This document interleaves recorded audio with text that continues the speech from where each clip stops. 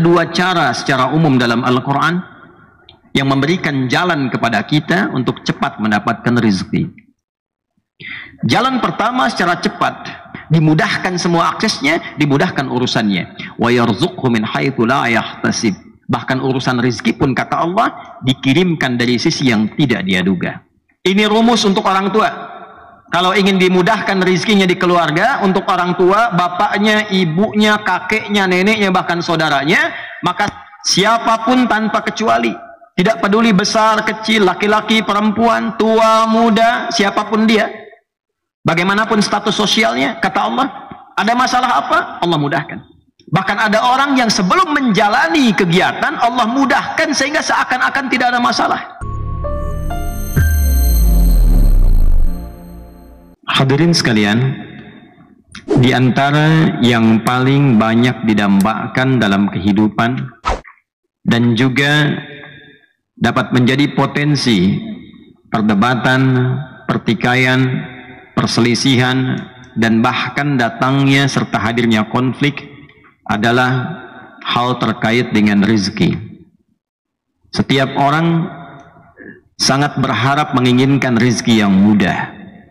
Setiap orang sangat mendambakan datangnya rezeki yang begitu melimpah, baik itu harta benda, uangkah, rumahkah, kendaraankah, pakaiankah, makanankah, sandang, pangan, papan, pun demikian dengan keturunan, pun demikian dengan ketenangan, kedamaian, dan lain sebagainya.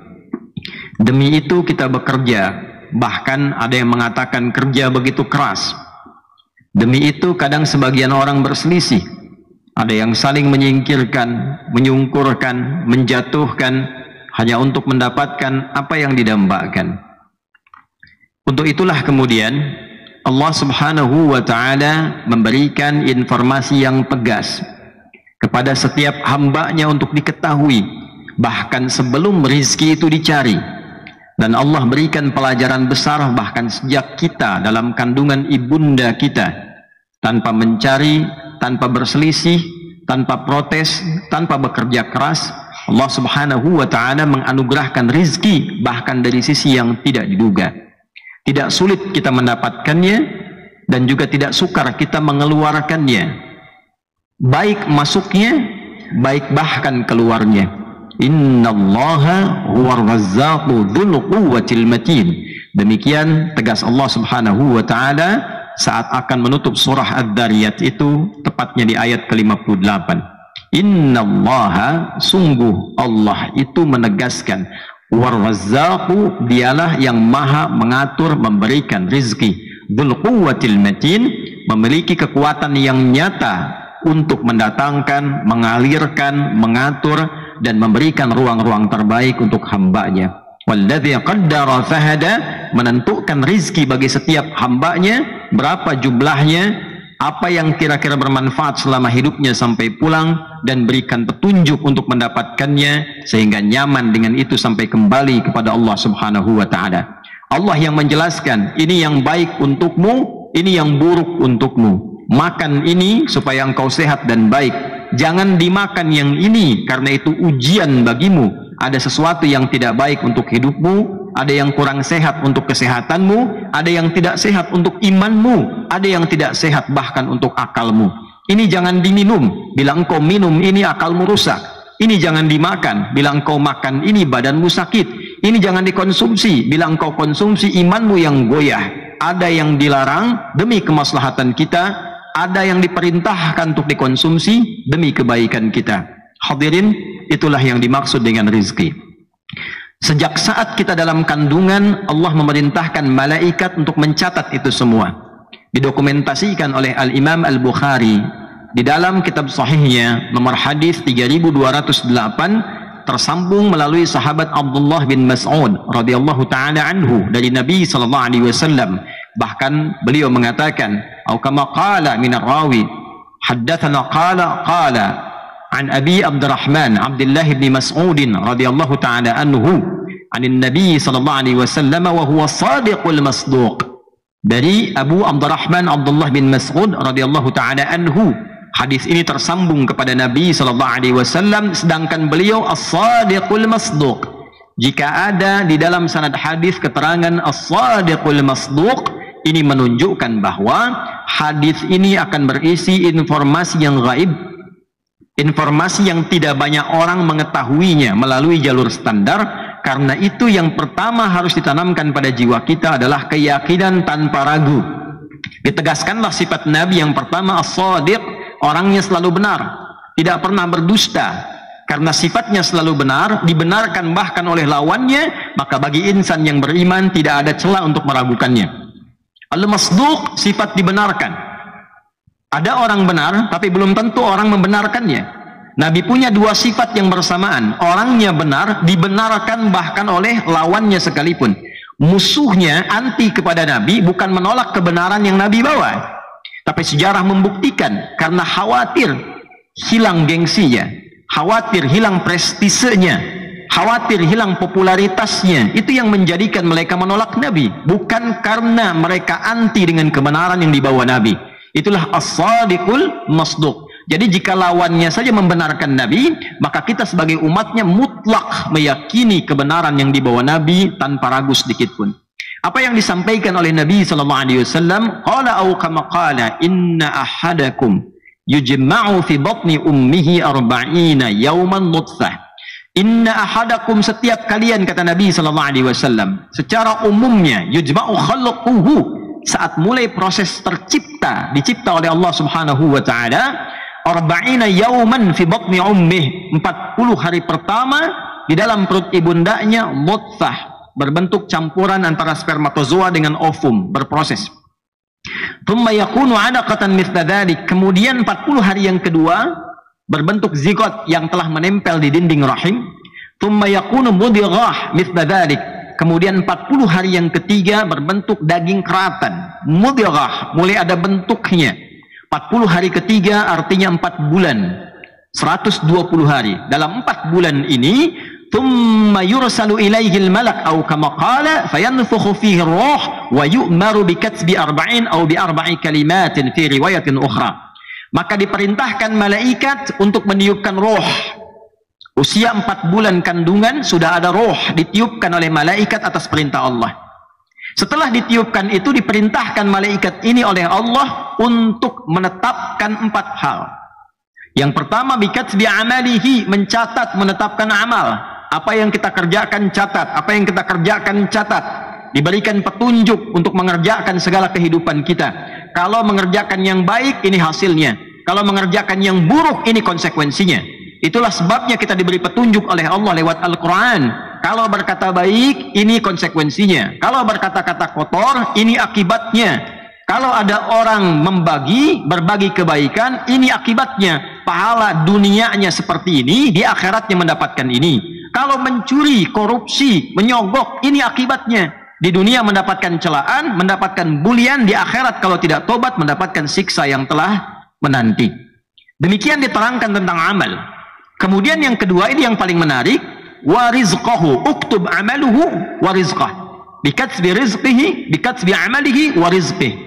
Bersamaan dengan pekerjaan kita beraktivitas, Allah perintahkan malaikat tetapkan rizkinya, tuliskan rizkinya, tuliskan rizkinya sesuai dengan kebutuhan ia selama hidup berdasarkan amal pekerjaan yang akan ia jalani. Hadis ini menegaskan kepada kita bahwa tidak ada satupun manusia yang hidup yang tidak mendapatkan bagian rizki dalam hidupnya. Sepanjang hidup Allah telah tetapkan rizkinya. Walladzi qaddara, Allah menetapkan sesuai ukuran maslahat hidup. Si fulan sekian, si fulan sekian. Ada yang 1 miliar, ada yang 100 miliar, ada yang 1 triliun. Sesuai maslahat hidupnya. Bagaimana rizki itu mendukung amalnya supaya soleh. Itulah sebabnya di hadis ini amal didahulukan sebelum rizki. Untuk menunjukkan pesan bahwa rizki itu diberikan untuk mensupport amal supaya menjadi amal yang saleh. Diberikan pakaian rizki, bagaimana pakaian itu menjadi saleh. Dipakai sholat, dipakai baca Al-Quran, dipakai bekerja mencari yang halal, dipakai belajar. Rizki itu digunakan mendukung amal supaya saleh, bukan untuk merusak amal. Beli baju dipakai untuk tawuran, beli baju dipakai untuk bikin hoax, Beli baju dipakai untuk maksiat. Ada orang yang sekarang beli baju untuk dibuka bajunya, dibuka auratnya. Bukan itu tujuan utama dalam rizki. Maka demikian kemudian Allah tegaskan, wa fis samai rizqukum wa ma tu'adun, di surah Az-Zariyat surah 51 ayat 22 itu. Dan telah ditetapkan di langit rizki setiap kita, dan dijanjikan akan diberikan mengiringi amal perbuatan kita. Lapar, perbuatannya ingin makan, maka dikirimkan rizki supaya dimakan. Diatur mana yang menyehatkan, mana yang menyakitkan. Makanlah ini, tinggalkan ini. Itulah sebabnya Allah terangkan, ini makanan yang halal, ini makanan yang haram. Ada yang sifatnya untuk akal kita, supaya nggak banyak pikiran. Allah larang jangan korupsi, jangan mencuri. Karena kalau engkau makan dari hasil curian, pikiranmu terganggu, otakmu terganggu, jalan pikiranmu gelisah, tidak nyaman hidup. Itu yang membuat stres meningkat. Dan tidak jarang orang sakit bukan karena makanannya tidak enak, tapi cara mencarinya yang tidak benar. Ada makanan yang bisa merusak iman. Allah haramkan misalnya babi sebagai ujian. Allah haramkan makanan-makanan tertentu sebagai ujian. Akal bertanya masih bisa dijawab, karena memang tujuan ini diberikan oleh Allah sebagai ujian iman bagi kita. Dimakan, imannya yang rusak, akalnya belum tentu. Ada yang ketika dikonsumsi menyehatkan untuk akal, silahkan konsumsi, banyak makanan-makanan sehat. Tapi Allah larang, jangan makan yang ini, jangan minum yang ini. Allah larangkan khamar, Allah larangkan minuman keras, dilarang nyabu, dilarang narkotik. Kenapa? Merusak akal. Inilah pembagian pengaturan sesuai dengan maslahat hidup. Diberikan oleh Allah setiap hamba rizki yang tetap tidak akan tertukar sesuai dengan maslahat hidup kita. Walladzi qaddara, ditentukan oleh Allah, beda-beda setiap kita. Mungkin bisa sama dan mungkin bisa berbeda sesuai dengan maslahat hidup kita. Tapi kesimpulannya, kalau kita sudah diberikan teratur oleh Allah, maka jangan pernah kita merasa iri dengan rizki yang didapatkan oleh orang lain. Karena belum tentu ketika kita seperti si fulan, kita akan taat kepada Allah, akan maslahat hidup kita. Allah tetapkan kadarnya sekian, tiba-tiba si fulan mencuri, si fulan korupsi. Ketika diambil harta yang bukan haknya itu, itulah yang akan merubah maslahat menjadi maksiat. Maslahat menjadi maksiat karena di luar batas kewajaran, di luar apa yang telah Allah tetapkan. Pertanyaannya sekarang, ya Allah, dari rizki yang telah Engkau tetapkan itu, bagaimana cara kami mendapatkannya supaya dimudahkan rizki itu darimu untuk kami, maslahat penggunaannya, rahmat pengiringannya, dan diterima oleh Allah sampai pulang kepadanya untuk mendapatkan nilai-nilai hisab yang ringan dan surga yang berkah. Hadirin, ada dua cara secara umum dalam Al-Quran yang memberikan jalan kepada kita untuk cepat mendapatkan rizki. Jalan pertama secara cepat adalah jalan pendekatan kepada Allah sang pemilik rizki. Taqarrub ilallahir razzaq. Kita memiliki teori, orang yang punya kedekatan dengan sosok tertentu yang punya kuasa, maka aksesnya terbuka. Anda dekat dengan pejabat, punya akses, maka akses dibuka. Ingin apa? Mudah. Ingin masuk? Lancar. Ingin masuk ke tempat tertentu, kenal dengan pemiliknya, diberitahu penjaganya, ini saya kenal pemiliknya. Penjaga pun sudah kenal, mudah, tanpa periksa, akses gampang. Itu teori pertama. Maka dengan cara berpikir seperti itu, Al-Quran mengajak kita merenungkan dengan lebih dalam. Kalau engkau urusan dunia, cepat sekali berpikirmu, pintar sekali akalmu, cepat sekali kesimpulanmu, dekati dia, engkau akan dibuka aksesnya. Kenapa ketika urusan dengan Allah, cara berpikir seperti itu kemudian tidak menjadi mudah untuk ditampilkan? Sedangkan kita mengatakan orang beriman, yakin tanpa ragu. Kenapa kita tidak coba cara yang pertama? Dan Allah tegaskan, dekati Allah, sang pemilik rizki. Dekati Allah. Dan ketika kita bertanya bagaimana cara mendekati Allah, maka kalimat yang begitu mencengangkan terkait dengan bulan saat kita hadir kali ini, yaitu dengan cara peningkatan takwa. Mendekati Allah dengan cara meningkatkan takwa. Quran surah ke-65 di akhir ayat kedua sampai di awal ayat ketiga, bahkan menyambung ke keempatnya. Wa may yattaqillaha yaj'al lahu makhraja wa yarzuqhu min haitsu la yahtasib. Siapapun tanpa kecuali, tidak peduli besar, kecil, laki-laki, perempuan, tua, muda, siapapun dia, bagaimanapun status sosialnya, kata Allah, yang mau meningkatkan takwanya kepada Allah, mendekati Allah dengan amalan takwa, dekati Allah dengan takwa, yaj'al lahu makhraja, Allah berikan kemudahan dalam semua bagian hidupnya. Bahasa kerennya sekarang, diberi solusi dari semua problem kehidupan. Ada masalah apa? Allah mudahkan. Bahkan ada orang yang sebelum menjalani kegiatan, Allah mudahkan sehingga seakan-akan tidak ada masalah. Meningkat takwanya, aksesnya semakin dekat dengan Allah. Allah sang pemilik langit dan bumi dan segala isinya, pemilik alam semuanya, dimudahkan semua aksesnya, dimudahkan urusannya. Wa yarzuqhu min haitsu la yahtasib. Bahkan urusan rezeki pun, kata Allah, dikirimkan dari sisi yang tidak dia duga. Dikirimkan dari sisi yang tidak dia duga. Hadirin rahimani wa rahimakumullah, salat kita meningkat. Salat itu adalah amalan pertama wujud takwa. Al-Baqarah di ayat 2 dan 3, dzalikal kitabu la raiba fihi hudal lil muttaqin. Siapa orang takwa di sini? Alladzina yu'minuna bil ghaibi wa yuqimunas shalah. Orang yang begitu yakin dengan Allah, walaupun tidak mampu melihatnya, yakin bertuhan kepadanya, menyembahnya, dia buktikan itu semua dengan menunaikan salat. Di situ tulisannya di mushaf, alif, lam, shad, lam, wawu, fathah tegak di atasnya, tak marbutah, menunjukkan bentuk kuantitas yang banyak. Jam'ul jama', dia tambah fardunya, dia tingkatkan sunnahnya. Rawatib kerjakan, duha dikerjakan, tak terasa nambah salat kita. Coba dilihat, berpikir dengan jernih. Sebuah kisah yang singkat.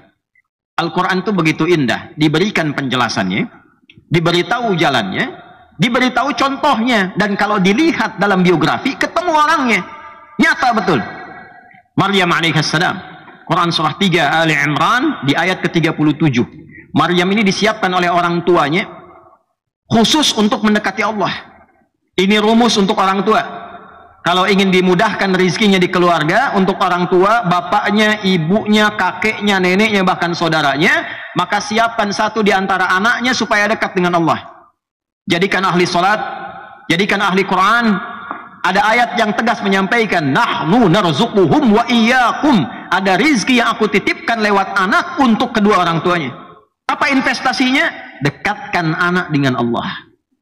Dekatkan anak dengan Allah. Di antara contohnya Maryam oleh Imran dan Hannah. Imran itu bukan nabi, orang saleh. Hannah istrinya solihah. Dua-duanya menyiapkan Maryam anaknya.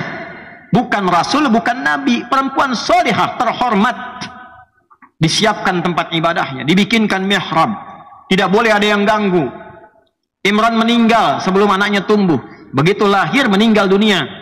Tidak sempat melihat Maryam. Tapi pesannya Imran kepada istrinya, teruskan, jaga anak supaya dekat Allah.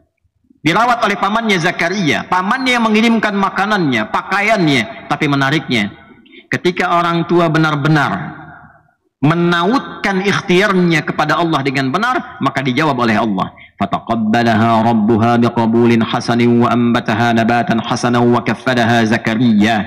Kullama dakhala 'alayha Zakaria al-mihraba wajada 'indaha rizqa. Qala ya Maryamu anna laki hadha? Qalat huwa min 'indillah. Inna Allaha yarzuqu man yasha' bighairi hisab. Bighairi hisab. Aku terima, kata Allah, ikhtiar orang tua. Aku rawat. Kalau Allah sudah terima, Allah yang perhatikan. Dari mulai tumbuh sampai berkembang dewasa, bahkan sampai wafatnya. Zakaria alaihissalam yang ditugaskan memberikan makanan, pakaian, bingung. Setiap masuk ke mihrabnya Maryam, sudah ada makanan. Musim anggur ada anggur biasa. Bukan musim anggur, ada anggur. Semua keperluan ada. Kata Zakaria alaihissalam, ya Maryamu anna laki hadha. Maryam, dari mana semua ini? Qalat huwa min indillah. Kata Maryam, iya, ini semua adalah dari Allah subhanahu wa ta'ala. Inna Allaha yarzuqu man yasha' bighairi hisab. Ini kata kuncinya. Allah sungguh paman, Allah itu akan memberikan rizki bentuknya apapun tanpa batas pada siapa yang dikehendaki. Rumus tafsir mengatakan begini. Kalau ada di Al-Quran kalimat may yasha', maksudnya masuklah pada golongan yang dikehendaki oleh Allah itu. Bukan ingin mengkhususkan, al-ibaratu bi umumil lafzi la bi khususis sababi. Hukum itu berlaku karena keumuman ayat, bukan khusus sebabnya. Jadi maksudnya kalau ingin seperti Maryam, maka lakukan amalan seperti yang dikerjakan Maryam, maka masuklah pada golongan yang dikehendaki oleh Allah. Dari mana taunya itu? Nabi Zakaria langsung mengerjakan apa yang dikerjakan oleh Maryam di mihrabnya Maryam. Berdoa, sholat, minta kepada Allah, minta yang mustahil menurut manusia, tapi dibutuhkan oleh beliau. Kenapa mustahil?